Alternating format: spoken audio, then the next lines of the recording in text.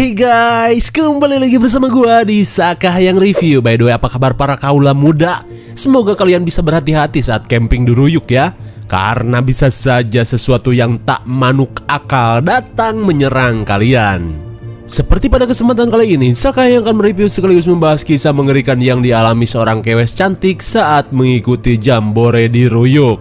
Film ini berjudul Viking Wolf 2022. Dari judulnya kita bisa tahu jika film ini berkisah tentang serigala Viking. Viking bobotoh? Lain atuh.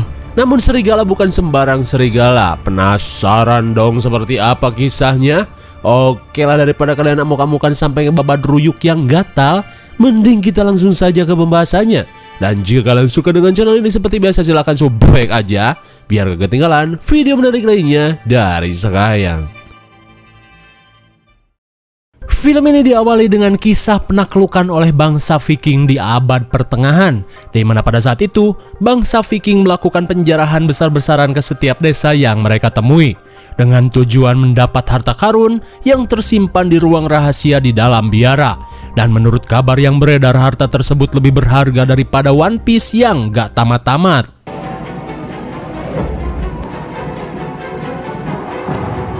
Dan saat berada di dekat ruang rahasia, si pendeta yang menjadi tawanan meminta mereka untuk mengurungkan niatannya karena kabar yang mereka dengar hanyalah hoak belaka.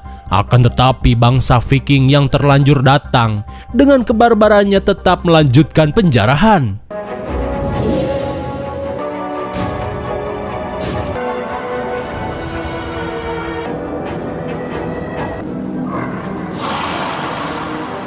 Sontak mereka pun heran karena hanya menemukan anak serigala di ruangan tersebut. Lantas mereka yang tak ingin pulang dengan tangan kosong memutuskan untuk membawa pulang serigala tersebut. Namun tanpa mereka sadari, mereka justru membebaskan seekor makhluk terkutuk. Di tengah pelayaran pulang, malapetaka pun akhirnya terjadi setelah serigala tersebut terlepas dan berhasil menghabisi seluruh awak kapal.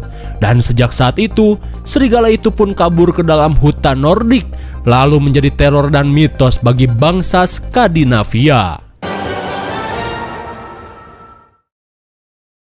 Kemudian scene beralih ke masa sekarang, di mana kali ini kita diperlihatkan pemandangan menyejukkan hutan Nordik di Kabupaten Nibo.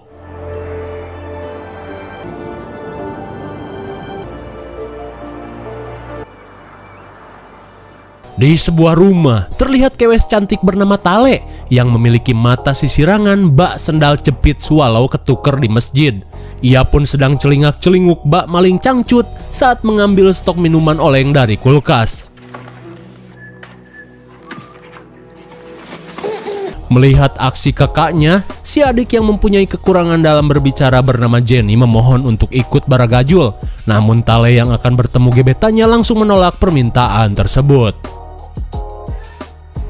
Beberapa saat kemudian, Tale pun langsung meminta izin pada ayah tirinya dengan alasan pergi nongkrong di kafe Mang Ojon. Mendengar hal itu, Arthur pun menawarkan diri untuk mengantarnya pergi.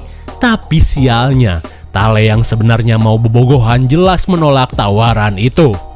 Di luar rumah, Tale yang akan pergi pun ditegur ibunya yang baru pulang jogging, di mana si ibu yang bernama Liv ini khawatir Tale sampai ador-adoran kemana karep bak cabe-cabean. Udah lama jangan suka kepo sama urusan anak muda, kayak emang gak pernah bangor aja.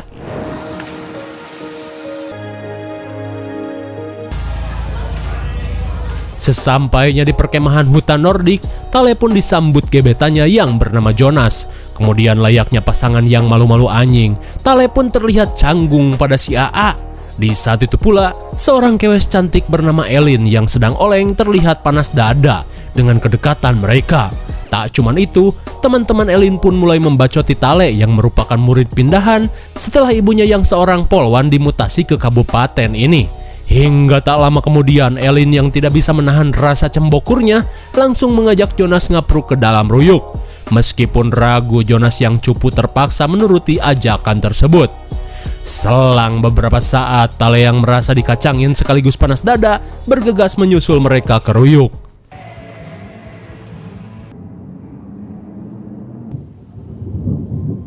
Saat malam tiba, Tale semakin panas dada saat melihat Elin terus mepet-mepet gebetannya.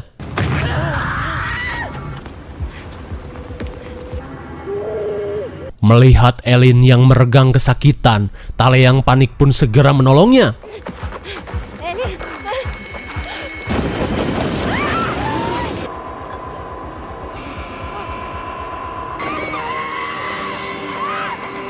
Saat Tale terluka, Elin pun diseret ke dalam hutan. Kira-kira sosok apakah itu? Pura-pura nggak tahu dulu biar serem. Saat malam semakin larut, tim kepolisian yang dipimpin Liv mulai melakukan penyisiran untuk mencari si Elin. Di saat itu pula, rekan Liv yang bernama Erlet berkata jika Tale merupakan salah satu korban selamat dari insiden tersebut. Namun Tale yang terluka sedang mendapat penanganan tim medis. Mendengar hal itu, si ibu yang melihat Tale masih syok berusaha menenangkannya. Sesaat kemudian, ia pun meminta kesaksian putrinya dari insiden tersebut. Tapi jelas saja Tale yang masih syok tidak bisa berkata-kata. Di saat itu pula, tiba-tiba si ibu mendengar panggilan dari timnya yang sedang melakukan pencarian. Di dalam ruyuk, mereka pun menemukan HP milik Elin dan langsung menghubungi tim penyidik untuk mengumpulkan semua barang bukti. Sementara itu, Liv menemukan sesuatu yang aneh.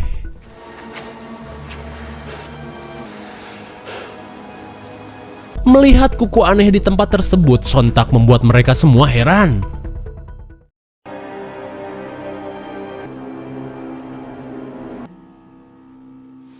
Di keesokan harinya, Tale yang mendapat luka cakaran dari makhluk itu mulai mengalami mimpi-mimpi aneh.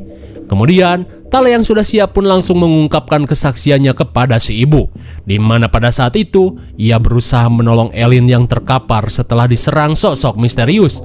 Akan tetapi ia pun tidak bisa memastikan tentang sosok tersebut karena terjadi begitu cepat. Mendengar hal itu, si ibu pun bergegas melanjutkan penyidikannya.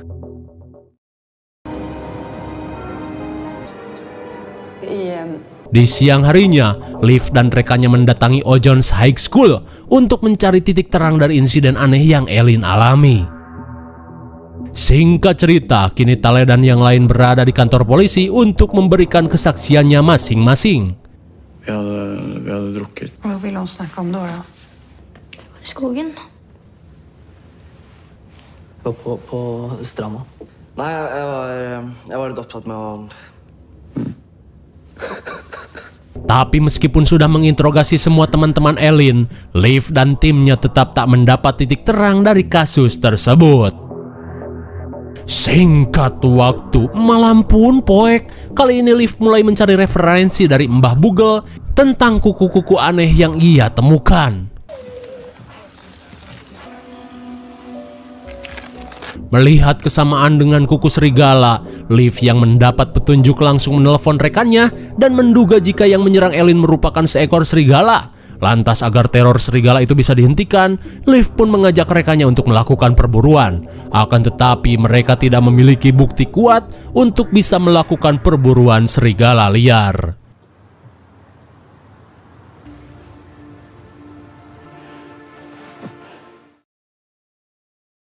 Di keesokan harinya, si ibu yang akan pergi dinas pun kaget saat mendapat telepon dari rekannya. Melihat hal itu, Tale pun yakin jika Elin sudah ditemukan. Di kamar mayat, mereka pun syok parah saat melihat kondisi jasad Elin yang terkoyak bagaikan diserang hewan buas. Si dokter pun mengungkapkan jika makhluk yang menyerang Elin berukuran cukup besar dan sangat buas. Melihat Liv yang enak, si dokter pun menyarankan Liv untuk mencari dosen ahli hewan buas bernama Will untuk mengecek luka tak biasa yang Elin alami. Sambil memberikan alamatnya, si dokter berharap jika Will bisa mengidentifikasi jenis hewan ini. Di sore harinya, Tale pun kembali mendatangi danau tempat hilangnya Elin.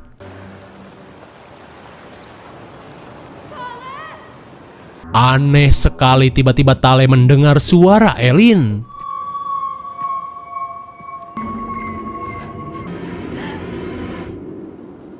Merasa traumanya semakin parah, Tale yang panik pun memutuskan untuk pulang. Di keesokan harinya, Sin beralih ke Ojones University. Di tempat tersebut, Will yang baru selesai mengajar diminta atasannya untuk membantu penyidikan tim kepolisian pada kasus aneh yang terjadi di Kabupaten Ibo.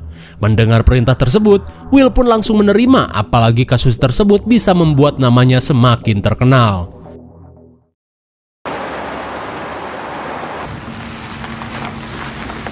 Di hari berikutnya, seorang pria tua bercosplay Sasuke di film Boruto baru saja sampai di kantor polisi, di mana pria bernama Brodin ini berusaha memberitahu tim kepolisian tentang sosok yang menyerang Elin.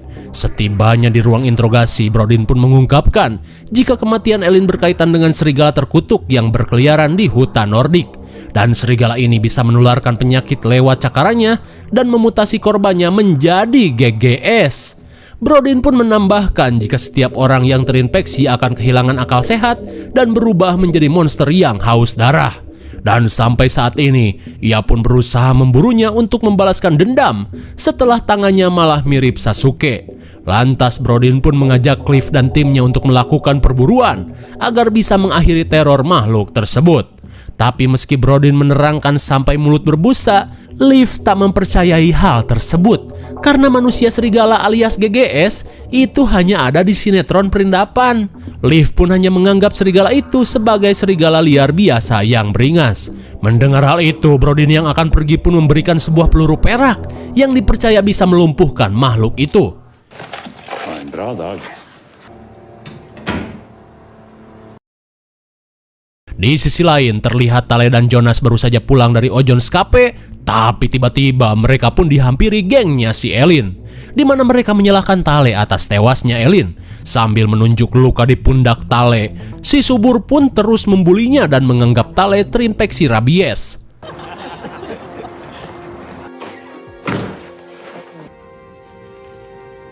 Sesampainya di rumah, Tale yang sedih pun heran saat melihat lukanya tak kunjung sembuh. Di saat itu pula si ibu yang khawatir langsung datang dan menenangkan Tale.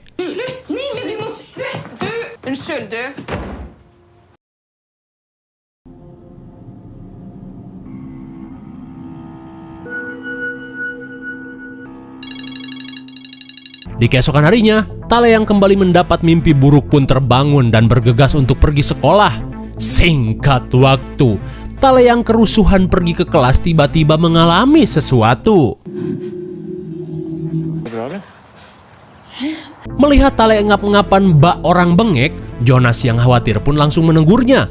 Tapi di tengah rasa bengek, Tale yang tidak ingin membuat Jonas khawatir berkata baik-baik saja. Di sisi lain, Will si ahli hewan akhirnya sampai di Polsek Kabupaten Nibo untuk melakukan identifikasi. Singkat cerita, Liv dan Elliot pun mengawasi Will yang sedang melakukan tugasnya. Di tengah pemeriksaan tersebut, Liv pun memberikan kuku aneh yang ia temukan di TKP.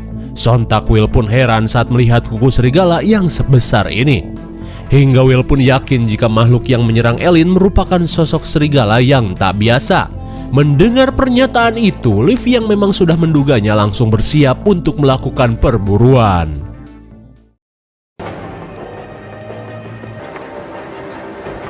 Setelah abret-abretan bak kampanye caleg, Liv dan skuad si bewok akhirnya sampai di dekat hutan Nordik.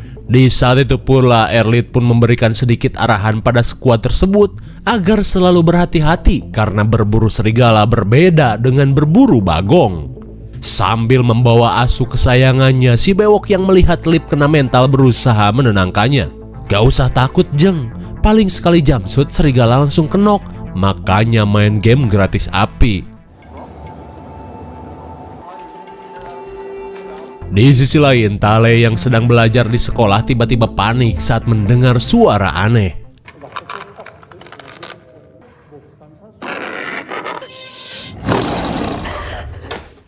Di tengah kehaluan yang ekstrim, ia pun panik setelah mendapatkan pendengaran Mbak Suparman. Tak ingin mengganggu teman-temannya, Tale pun memutuskan untuk keluar dari kelas.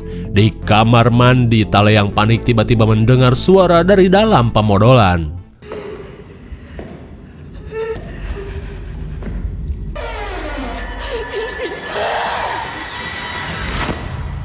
Lagi-lagi rasa bersalah Tale membuatnya terus dihantui kehaluan sosok Elin.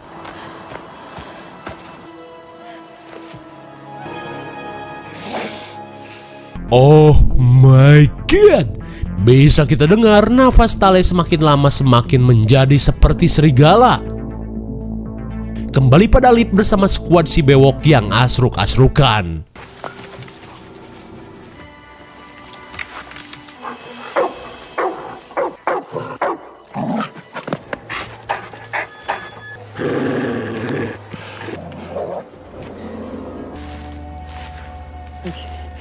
Melihat jasad yang mengenaskan, Liv pun merasa jika serigala buruannya sudah dekat. Ia pun meminta si Asep dan si Ujang untuk berjaga di tempat ini sampai tim kepolisian datang. Sementara ia dan si Bewok kembali melanjutkan perburuan. Akan tetapi, si Ujang yang kena mental menyarankan untuk tidak berpencar. Namun dengan lambai sotoy bocil epik, Liv pun berkata, "Lu tinggal jamsut aja masa nggak becus?" Mendengar ucapan Liv yang semanis sales magicom, si Asep dan si Ujang pun langsung berjaga.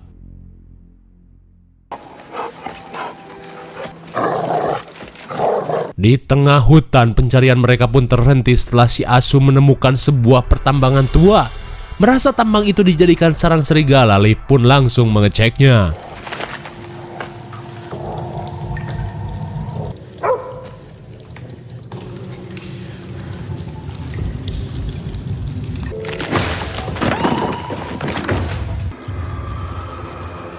Sontak Liv pun syok parah saat menemukan kepala yang tercabik.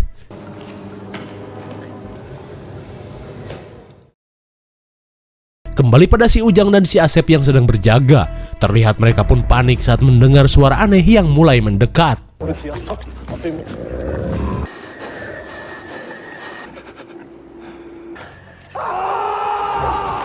Mendengar teriakan tersebut, si Bewok yang panik meminta Liv dan Erlit segera keluar.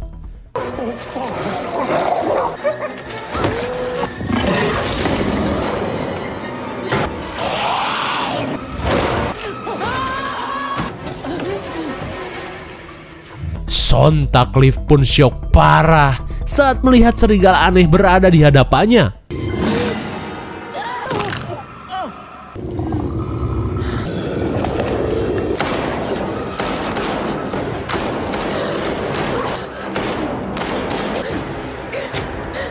Edan sekali, meski Liv sudah menembak sampai peluru habis, serigala itu masih kuat bak psikopat. Lalu tiba-tiba ia teringat dengan peluru silver dari Sasuke.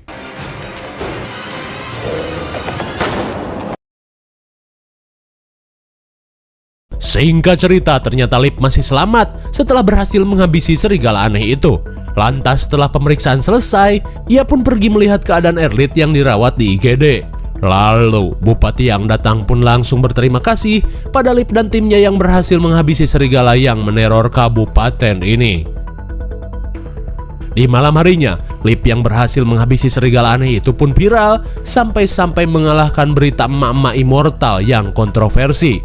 Dalam kesaksiannya, Liv meyakinkan warga Nibo jika teror serigala itu telah berakhir.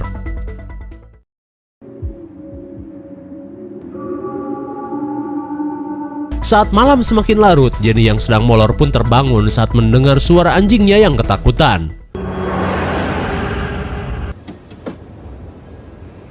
Sontak Jenny pun heran saat melihat tingkah aneh kakaknya.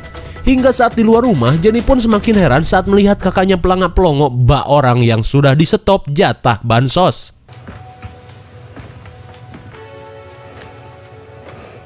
Sesampainya di kamar, Talayang kembali pun sadar dan berkata jika ia merasa lelah dan seakan belum tidur selama berbulan-bulan.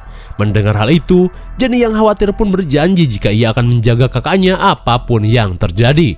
Terlihat Tale pun bahagia saat si adik begitu perhatian. Tapi bisa kita lihat, Tale yang mulai berubah pun seakan berusaha mengenali Jenny dari baunya.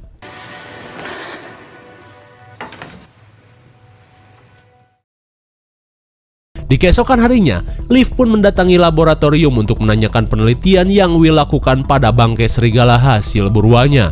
Di saat itu pula, Will pun mengungkapkan temuan yang aneh setelah mengotopsi bangkai tersebut, di mana dari semua peluru yang ditembakkan, hanya peluru yang terbuat dari perak yang bisa menembus kulit serigala ini dan menyebabkan luka yang parah. Dari kasus ini, Will yang tak percaya dengan eksistensi manusia GGS terlihat keheranan. Akan tetapi, dari apa yang Will katakan, Liv pun akhirnya percaya pada Sasuke yang telah memberikannya peluru perak.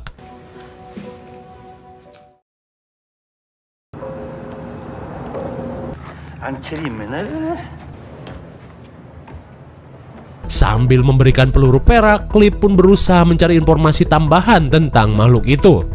Lantas Brodin Sasuke pun mengungkapkan jika serigala yang berhasil Leaf habisi merupakan manusia GGS yang telah ia buru sejak 2 tahun lalu, di mana manusia GGS ini telah meneror dan menyerang warga Skandinavia di masa lalu. Lantas Brodin yang merasa William si paling logis tak mempercayai ucapannya langsung menunjukkan sebuah catatan.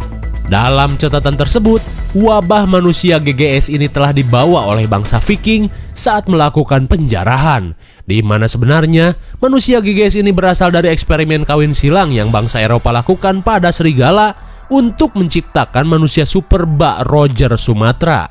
Akan tetapi eksperimen itu pun berujung petaka setelah serigala itu lepas kendali dan menyerang para ilmuwan. Tak cuman itu, serigala itu pun akan mencari manusia untuk memuaskan rasa laparnya. Dan yang paling mengerikan adalah setiap korban yang terinfeksi akan mengalami perubahan bertahap menjadi sosok serigala, dan setiap korban yang terkena infeksi tidak akan bisa kembali lagi menjadi manusia untuk selamanya. Mendengar hal itu sontak membuat Leaf syok parah karena merasa putrinya sudah terinfeksi. Di sisi lain, benar saja Tale yang mengalami perubahan pun ngagibrig hebat bak terkena tipes.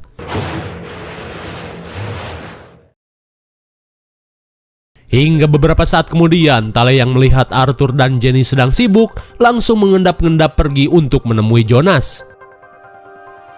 Singkat waktu, malam pun poek lagi. Kali ini Tale dan Jonas pun terlihat sedang mojok di sebuah bukit.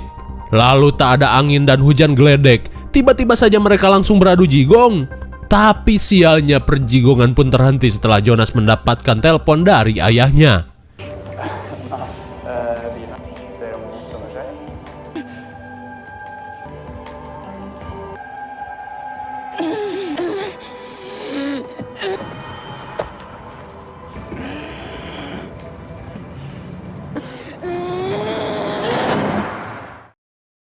Oh my god, apakah Jonas akan selamat?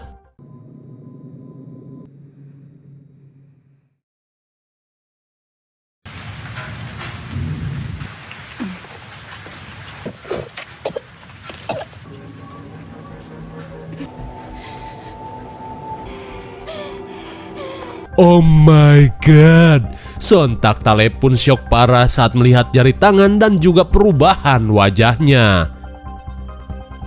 Di keesokan harinya, Leaf yang panik bergegas menuju bukit setelah timnya menemukan Jonas yang sudah tewas dengan cara mengenaskan.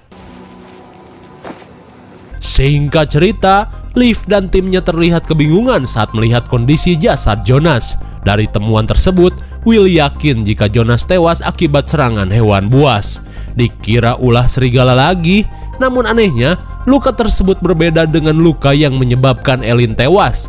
Tapi di saat itu pula, Tale yang sampai di bukit pun syok parah saat melihat tim kepolisian sedang mengevakuasi jasad Jonas. Terlihat ia pun seolah tidak percaya dengan apa yang telah ia lakukan kepada gebetannya itu. Singkat cerita, sambil menahan kesedihan, Tale yang mulai berubah terus memandangi ibunya. Dan kini, ia yang tidak ingin keluarganya terluka memutuskan untuk minggat.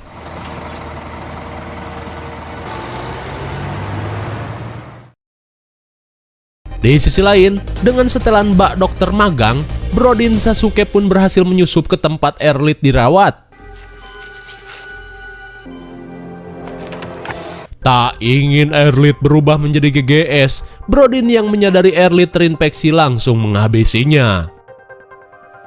Di sisi lain, Will yang sedang meneliti luka Jonas langsung mengecek hasil di komputernya. Sontak ia pun heran saat mengetahui luka tersebut berasal dari GGS. Kembali pada Tale.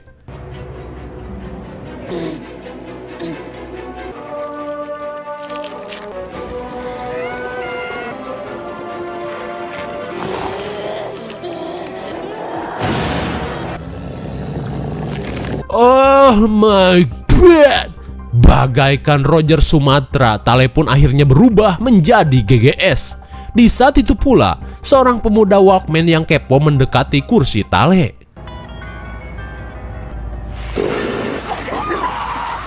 Sontak para penumpang pun panik saat Tale yang beringas mengacak-ngacak pria tersebut.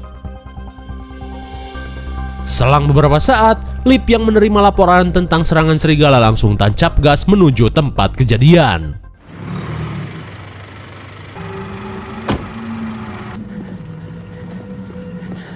Det är många skadade här inne.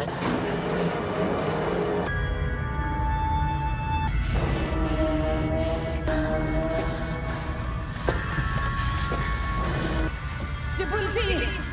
Di tengah kengerian yang terjadi, Liv hanya menemukan sweater dan juga kalung milik putrinya. Hingga beberapa saat kemudian, Will yang datang ke TKP langsung memberitahukan penyebab kematian Jonas, yaitu diserang oleh sosok GGS. Mendengar hal itu, Liv yang yakin putrinya sudah berubah menjadi GGS langsung mengajak Will untuk mencarinya. Kembali ke rumah, di tengah suara lolongan serigala, Arthur yang mendengar Asionya ketakutan langsung mencarinya.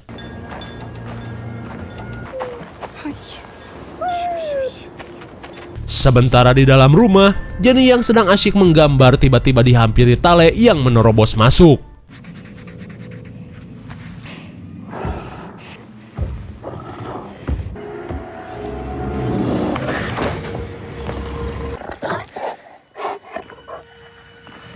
Oh, seolah mengenali bau adiknya, Tale pun langsung menghentikan keberingasannya. Begitupun Jenny yang melihat mata serigala sisirangan akhirnya menyadari jika serigala itu adalah kakaknya. Tapi tiba-tiba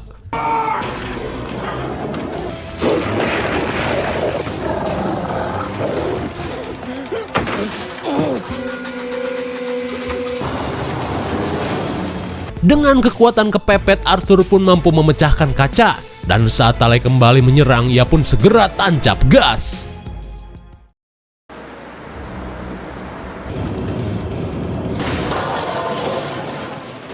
Saking lemasnya terluka, akhirnya mobilnya pun nyuksruk. Dalam kelimpungan, Arthur pun meminta Jenny untuk kabur dan meminta bantuan. Di saat itu pula, para pengunjung bar yang melihat kejadian itu langsung panik.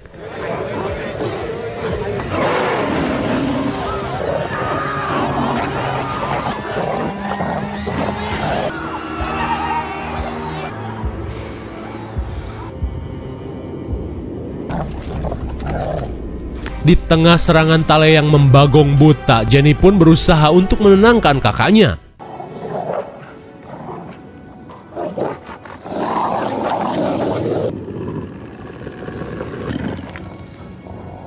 Tanpa diduga, Tale pun sedikit tenang, akan tetapi Liv dan Will yang datang justru memperburuk keadaan.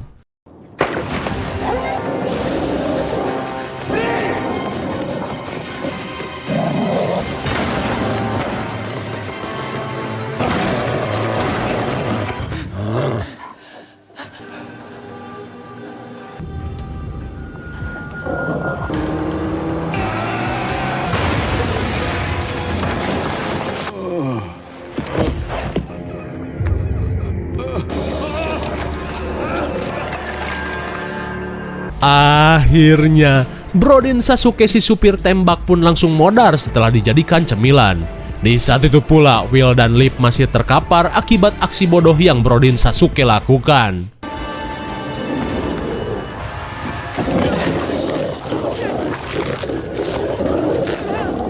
Oh my god! Dengan tangannya, Liv menahan gigitan itu. Tapi untung saja jaket polisi yang tebal mampu menahannya.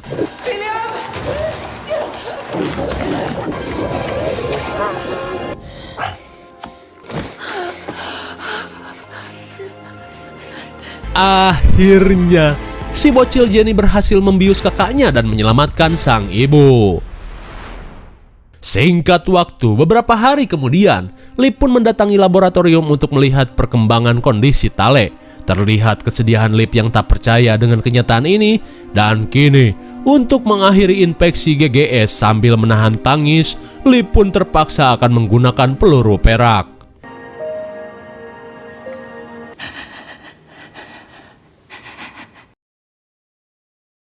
Apakah Liv akan melakukan hal tersebut? Di tengah perjalanan pulang, Liv pun berusaha tegar dengan apa yang telah terjadi.